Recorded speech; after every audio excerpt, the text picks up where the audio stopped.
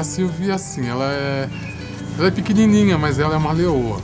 É uma pessoa alegre, uma pessoa que vive o dia a dia, ama o que faz, ama ajudar os outros. Não só uma pessoa muito feliz, mas uma pessoa que curte a vida, que namora, que viaja, que ama viver. O HIV não corre não mora no meu coração, nem no coração de nenhum portador. Ele corre nas nossas veias como corre qualquer outra doença infecciosa, né?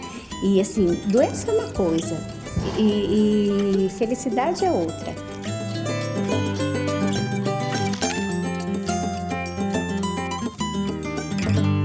Eu era uma mulher casada, 14 anos de casamento, quando eu descobri que tinha o HIV.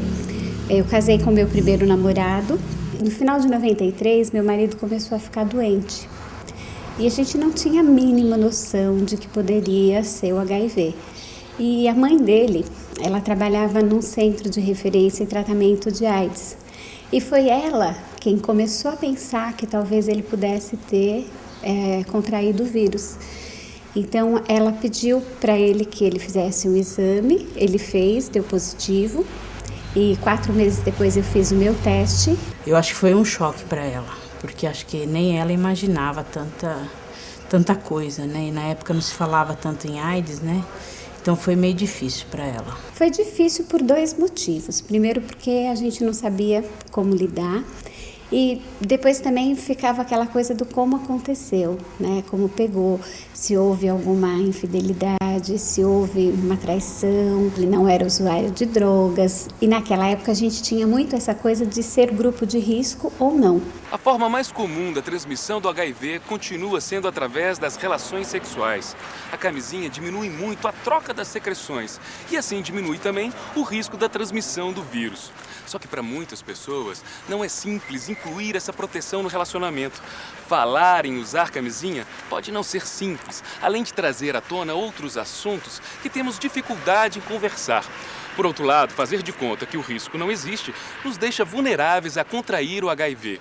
Achar uma solução, passar a usar camisinha, mesmo sem falar tudo, pode evitar a infecção. As pessoas começam a desvincular a AIDS e o HIV de promiscuidade, mas na verdade elas não conseguem identificar suas vulnerabilidades, né? E acho que aí, quando você se sente seguro dentro de um relacionamento e abre mão do preservativo, você está sendo vulnerável, né? Você está se pondo em risco. Eu acho que a prevenção é uma coisa fundamental e você sabendo se cuidar, né? Você sabendo prevenir, não tem porquê você viver assustado ou aterrorizado. Muitos pensam nunca vai acontecer comigo, só com o meu vizinho. E isso não é verdade, a gente tem que se prevenir. Eu acho que deveria estar nas escolas, deveria estar na televisão, deveria estar sempre se tocando no assunto. Assim, eu acho que é sempre importante a gente dizer que a AIDS ainda não tem cura, é uma doença crônica, tem tratamento. Mas as pessoas que fazem tratamento para HIV, elas pagam um preço por isso também, sabe? É difícil você saber que você vai ter que tomar remédio para o resto da vida. É muito melhor fazer a prevenção do que se infectar e pagar o preço da medicação. A gente vive bem? Vive, óbvio, mas muito melhor viver sem o HIV. Foi angustiante porque eu via uma pessoa que eu amei durante muito tempo indo embora. E tinha aquela coisa da mágoa, né? Que alguma coisa de errado aconteceu na vida da gente. E acho que essa foi a coisa que eu tive que aprender a trabalhar. Com o tempo eu fui vendo que o meu marido, soro positivo ou não, doente de AIDS ou não, ele não deixava de ser o homem que eu amava. Um pai super bacana, que sempre fez minhas crianças e a mim mesma muito feliz. O HIV não destrói a personalidade das pessoas. E a gente precisa aprender isso. E ela perdoou e conviveu com aquilo e ajudou ele, socorreu o marido, cuidou dele até o fim, né? Mas eu fico pensando, e se a Silvia não fosse casada, né? Se fosse uma mulher livre, tivesse tido muitas relações sexuais, vários parceiros, e será que isso seria diferente? Eu acho que isso precisa ser desconstruído. A partir do HIV, a gente tem que pensar em viver com responsabilidade, né? Não é questionar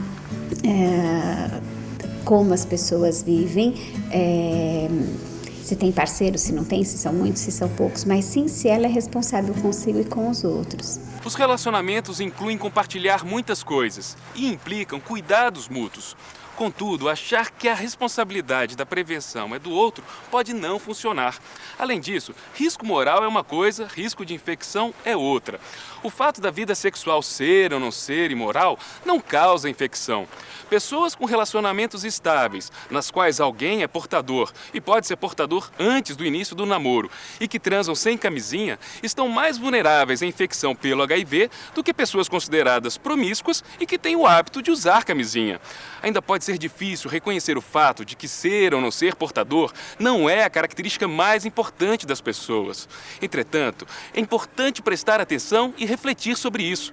Assim aprendemos a não discriminar as pessoas e ficamos menos vulneráveis à infecção pelo HIV. Acho que existiam os fantasmas, né? O pessoal pensava que na época se pegava AIDS sentando no vaso sanitário.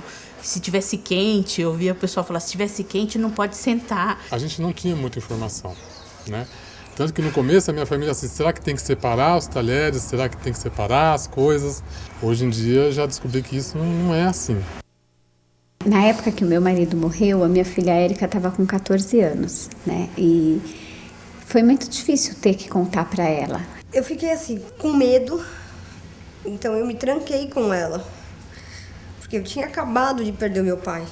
Eu tinha medo de perdê-la. Logo que meu pai faleceu, que a poeira baixou, ela ficou internada um tempo. Então, tudo isso pesa na hora. E acho que assim, foi o tempo mesmo que foi me aliviando.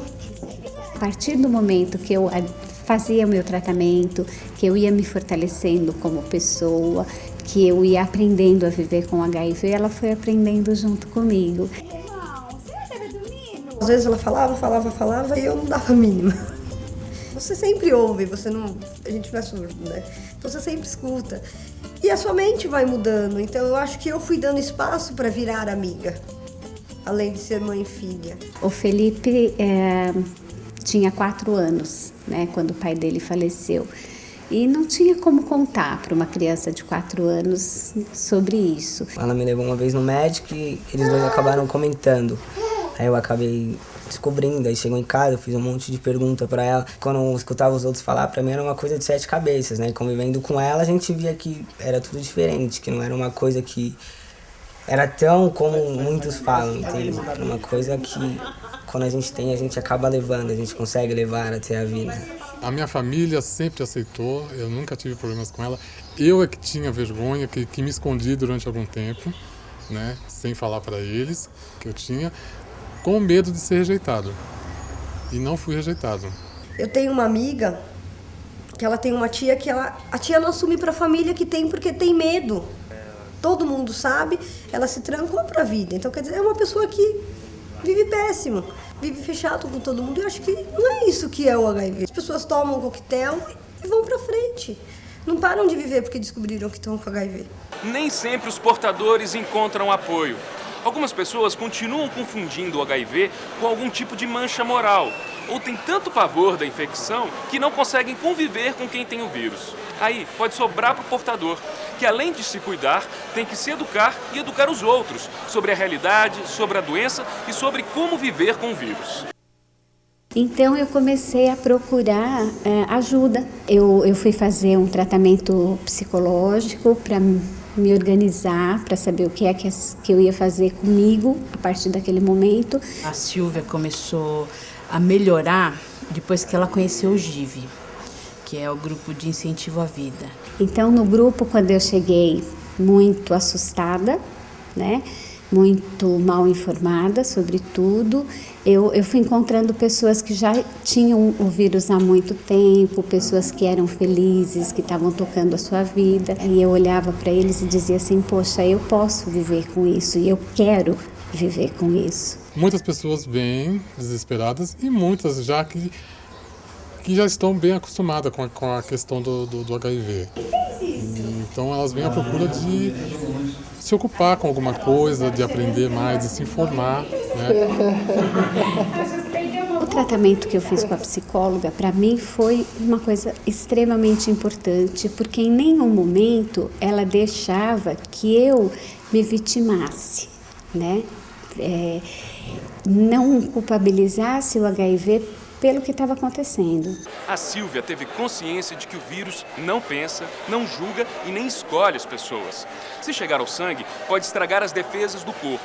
E com menos defesas, podemos adoecer. Isso é AIDS. Não importa se a pessoa é criança, velha, esquimó, gente boa ou mau caráter.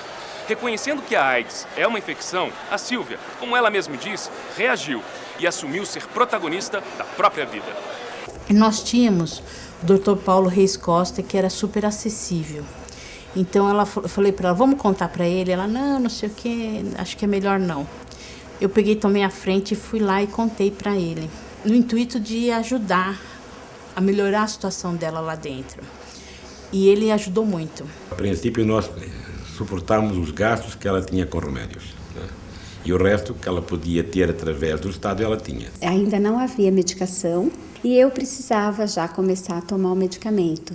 Então, naquele momento, a empresa importou a medicação para mim, né? Eu não teria condições de comprar. Então, isso para mim também foi extremamente importante, porque a parte financeira, num contexto de vulnerabilidade que eu estava, né, era uma coisa muito importante. Ele deixou eu fazer a rifa, a gente ajudou muito ela. Pessoal, com licença, a gente está fazendo uma rifa para ajudar a Sílvia, a gente sabe que ela está passando por um momento muito difícil e eu queria a colaboração de todos. Eles me ajudaram financeiramente, assim, como amigos mesmo, né, de fazer vaquinha, de fazer rifa, de me suprir com alimentação, de colocar dinheiro na minha conta, porque não tinha remédio, né, eu não tinha grana mais para comprar.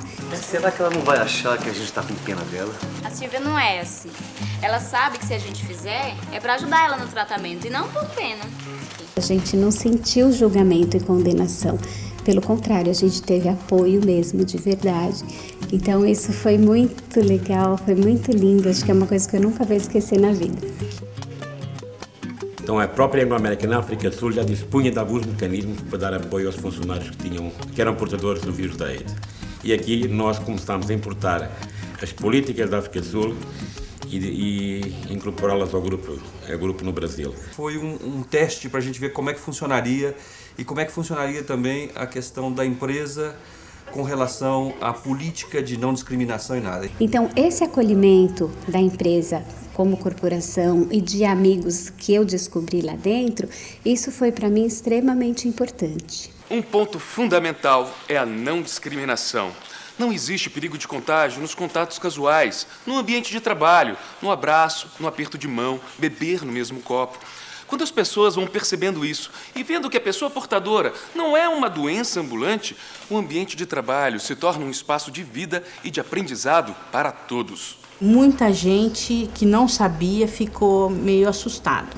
Por ignorância da nossa parte, né, deve ter existido discriminação, mas ela mesma ajudou a derrubar essa barreira da discriminação. Se você perguntar a 10 ou 15 funcionários quem é a Sílvia, você vai verificar que há um respeito, um carinho, um amor por ela. Quando a AIDS entra na vida da gente, parece um furacão, né? Tira tudo do lugar, destrói. Aí você tem duas opções, né? Você pode olhar para aquilo e ficar chorando muito tempo, ou você arregaça a manga e vai reconstruir, né?